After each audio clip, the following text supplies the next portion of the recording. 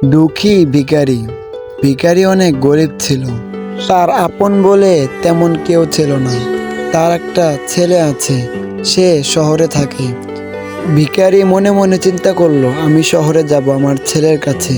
তারপর সে শহরের উদ্দেশ্যে রওনা দিল এবং শহরে আসার পর রাস্তায় রাস্তায় ঘোরাঘুরি করছিল, কিন্তু তার ছেলের বাসা খুঁজে পাচ্ছিল না। তারপর ঘুরতে ঘুরতে সে তার ছেলের বাসায় পৌঁছে গেল। ভিখারি তার ছেলের বাসায় আসার পর দেখলো বাসায় কেউ নেই। সে দরজার সামনে বসে থাকলো আর অপেক্ষা করতে লাগলো তার ছেলের জন্য।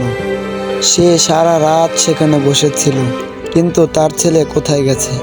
তার ছেলে নাকি কাজের জন্য বাইরের শহরে গিয়েছিল।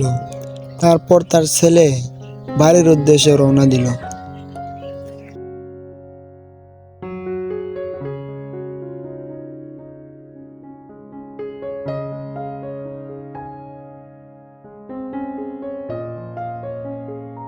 অনেকটা রাস্তা আসার পর ভিখারির ছেলে বাড়িতে পৌঁছে গেল। বাড়িতে আসার পর দেখলো তার বাড়ির সামনে কে যেন বসে আছে।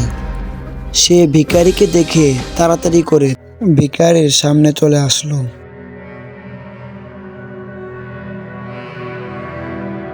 ভিখারি তার ছেলেকে তার পরিচয় দিল এবং অনেকক্ষণ চিন্তা করার পর তার ছেলে তাকে চিনতে পারল।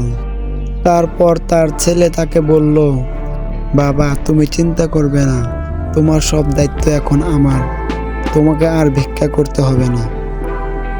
এসব কথা বলার পর তার ছেলে তাকে অনেক টাকা দিল এবং তার কাছে রেখে দিল।